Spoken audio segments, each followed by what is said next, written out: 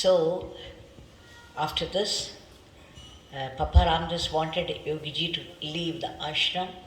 Much as he wanted to stay there, Papa Ramdas drove him, chased him out, saying, out there into the forest of this world you go. He also said something. He said a domestic tree is generally weak because it's well cared for. You go into the forest trees, they are giant, They grow very tall and strong. They are seasoned. The weather, everything, the shine and the rain, it is well seasoned, it becomes very strong. So you go out into the forest of the world. So he wandered for 7 years all over. And then of course there at Ananda Ashram, and Papa asked him where he would go. Pat came the reply from Yogiji very spontaneously, Tiruvannamalai.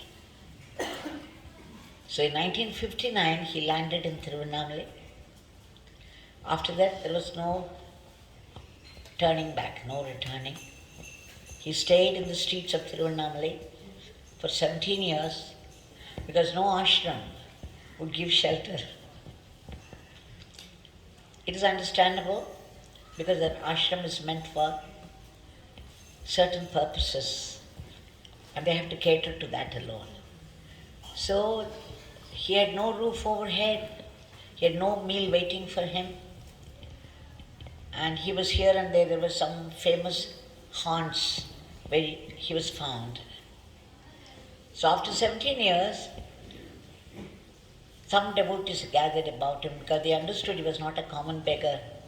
One look from him or one darshan, they got jobs, people unmarried people got married, and issueless couple, they got children, and the people, the sadhaks, when they came to him, they found a lift, a boost to their sadhana. In fact, a Christian who came to him became a better Christian.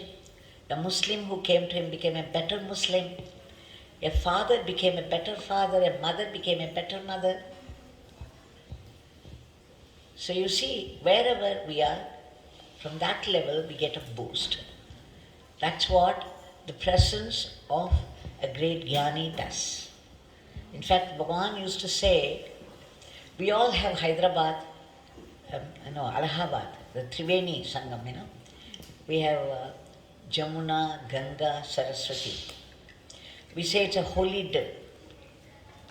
It is called a Tirtharaj, the king among the Tirthas, among the rivers. A guru is a Prayag. Because Guru is Brahma, Guru is Vishnu, Guru is Maheshwara, Guru Sakshat Parabrahma. So wherever a jnani is, it is Prayag. So you're going there, sitting in his presence itself will be a dip in the holy Triveni Sangam. That is why the look of a jnani is very important. And without you telling them anything, they know what you need. And they provide that. They may not satisfy your greed, but they will definitely give you what you need. So this is how the spiritual ministry of Yogi Ramsuratkumar started. For 3 years he was sitting there under a tree near the railway station. After that, the devotees insisted that he be shifted to a house near Arunachaleshwara Mandir. It's called a Sannadhi Street house. And he was there for 17 years.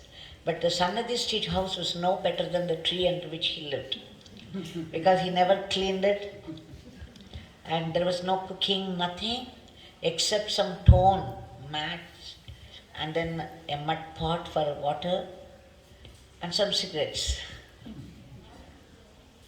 He was given to smoking, but he said before the enlightenment, if anybody smoked in the same place, he would vomit. It repelled him, but after the mission was given to him by his Papa Ramdas. He said smoking became necessary for him. And he was doing a tremendous job, tremendous work, unseen by people, unknown to people.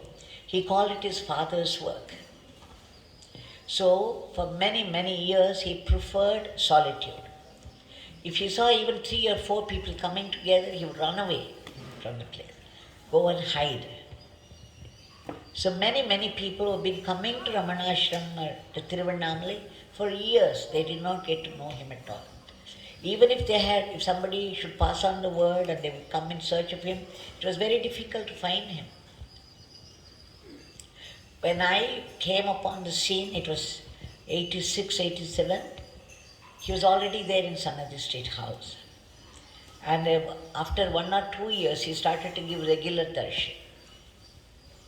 But until then, it was very difficult to find him anywhere.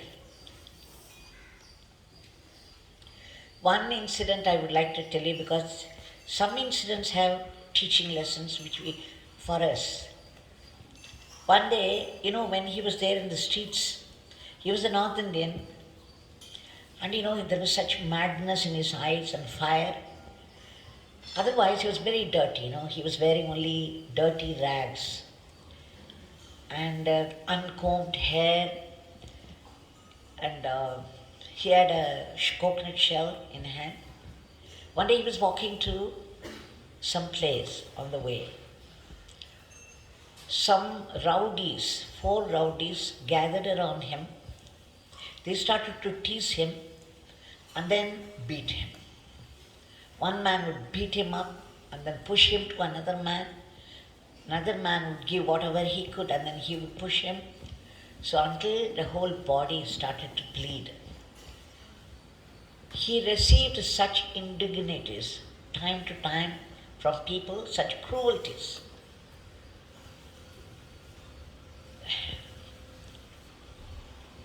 So many other things happened, but this I wanted to say because it has a lesson. So when he was there, completely tired and almost falling down, 2 people known to him, at the time he never kept anybody with him, he was very free. And they came to know and then they came running, but they came too late. By then he was beaten up thoroughly and was bleeding already. So they wanted to go after these people, those rowdies. And they said, Swami, please allow us. We'll go give them nicely so that they would never touch you again. You know what Yogi said? They have done their work. We will do Father's work. This is what we all have to learn. Whether you are an Advaitik sadhak or in the Bhakti Marga, you must know that everyone has come down to play a role. None of us truly exist. This is Maya. So many people with different biodatas, different names sitting together is Maya. But in truth, there is only one life here, one being here, one divinity putting on the costumes of each of us, playing our roles. It is He who is playing this role, the same He is playing this role, the same He is playing all your roles. You know how it is? I have seen with Bhagwan, because I lived with a great Mahatma. They compare it in Bhagavad Gita, the sloka comes, the 2nd chapter. Bhagwan, one day when he was seated there in the Sanadi Street House, somebody came who was well versed in Sanskrit. He said, my friend, can you tell me what nirvana means?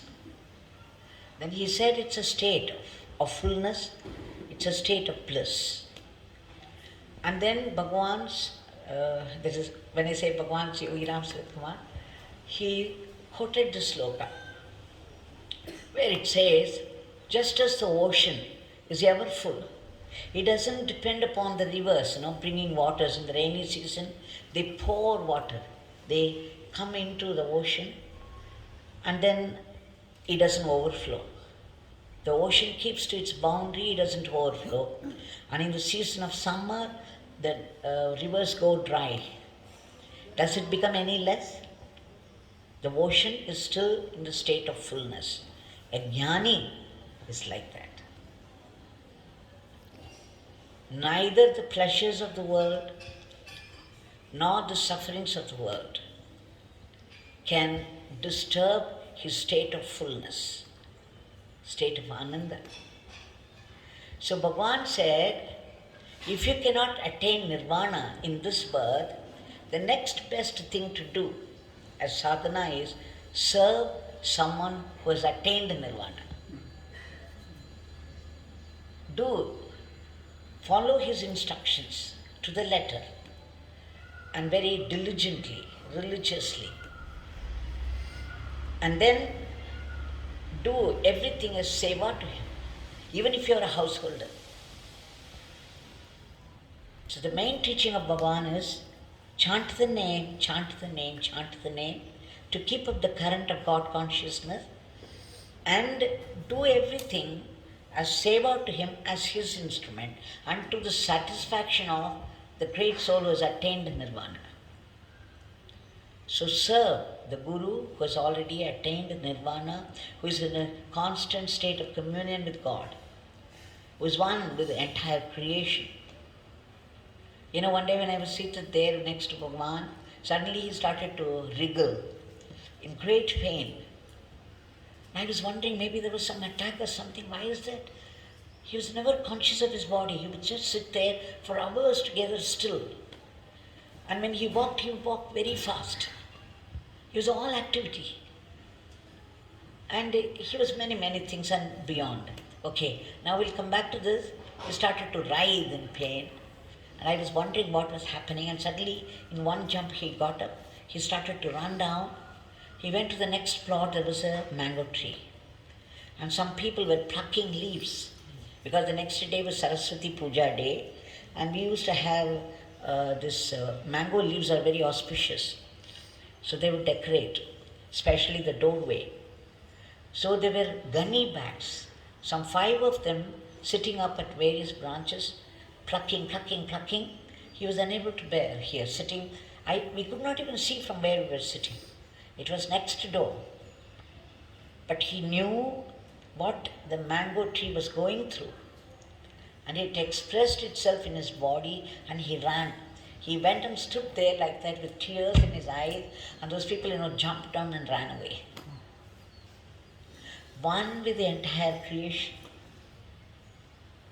So they are the cosmic beings. The whole cosmos is their body. They are no individuals.